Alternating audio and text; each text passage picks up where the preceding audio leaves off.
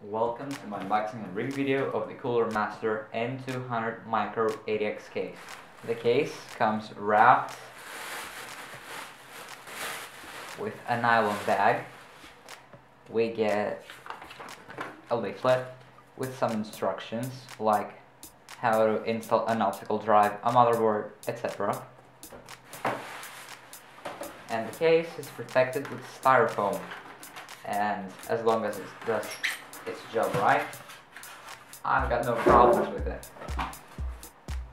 On the front you've got your power button, your reset button, an activity LED, a headphone and microphone jack, 2 USB 2.0 ports and 1 USB 3.0 port, as well as the Cooler Master logo right here.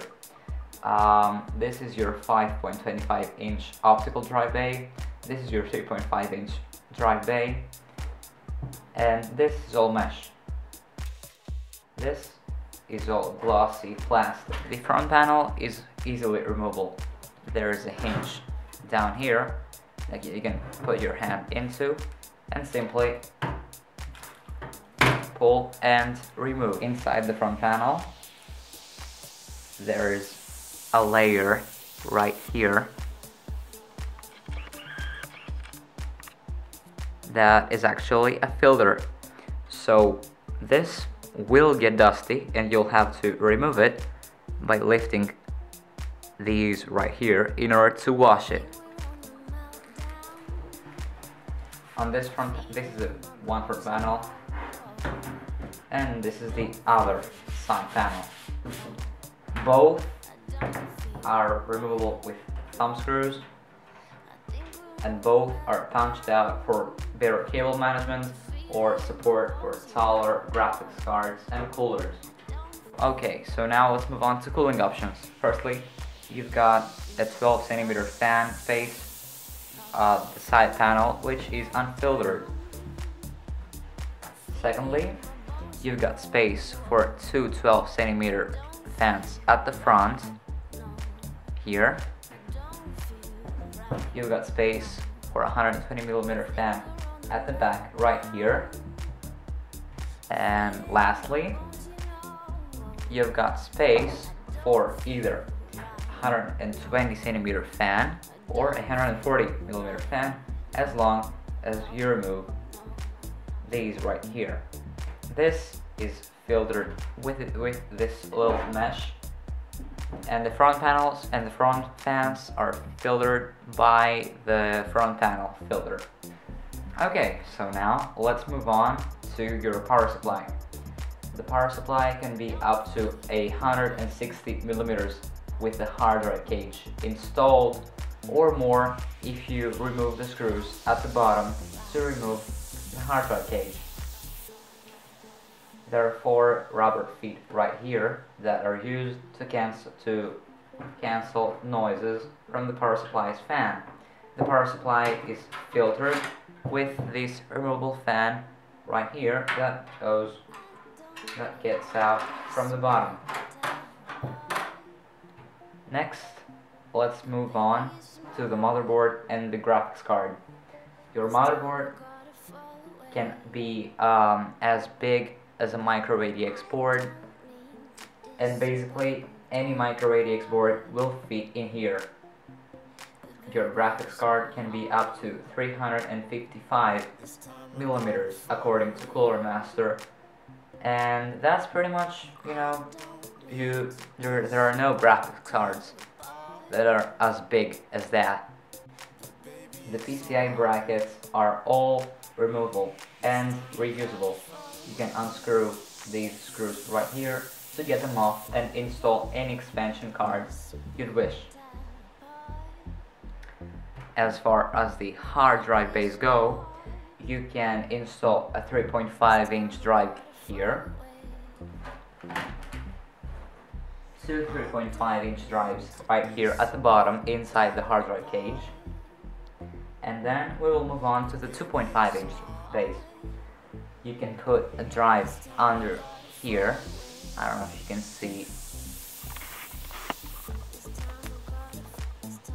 the screw holes.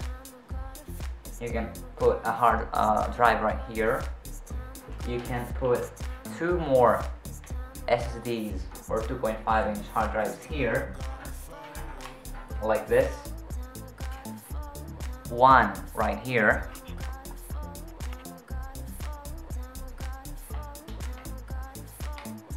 like this, and you can also be creative about that.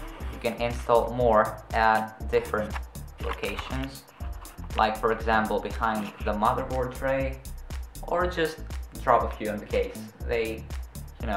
They'll be fine with you doing that.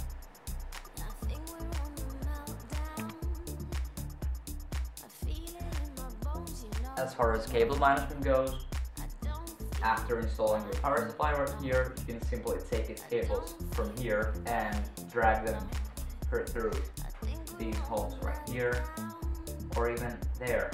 If you've got SSDs installed and you'd like to route their SATA cables, or even the cables from your installed fans. Next, let's talk a bit about what comes with the case. 10 zip ties for cable management, and this little bag right here, which has got a socket for installing the appropriate standoffs for your motherboard, like this. You've got the anti-vibration pins here that are necessary for installing some SSDs, for example like these positions right here, a speaker for your motherboard, and some other screws and setups that are used for a variety of different things.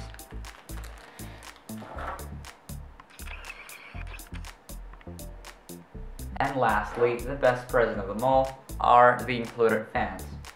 These are Cooler Master's extra flow fans, one at the back and one at the front. They are completely identical. They're both black, they are not transparent, they're glossy, they're matte black. They spin at about 800 RPMs, they're dead quiet, they do the job just well.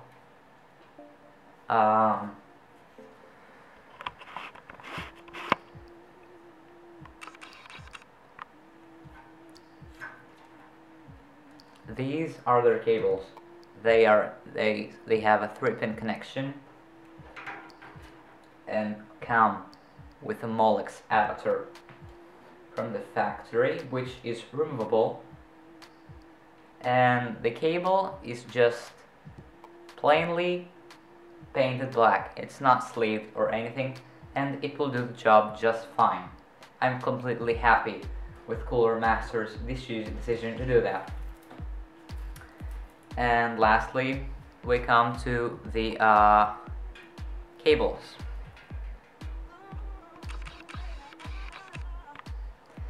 This is your USB 3.0 cable that is used for the front panel USB 3.0. This is the USB 2.0 connector.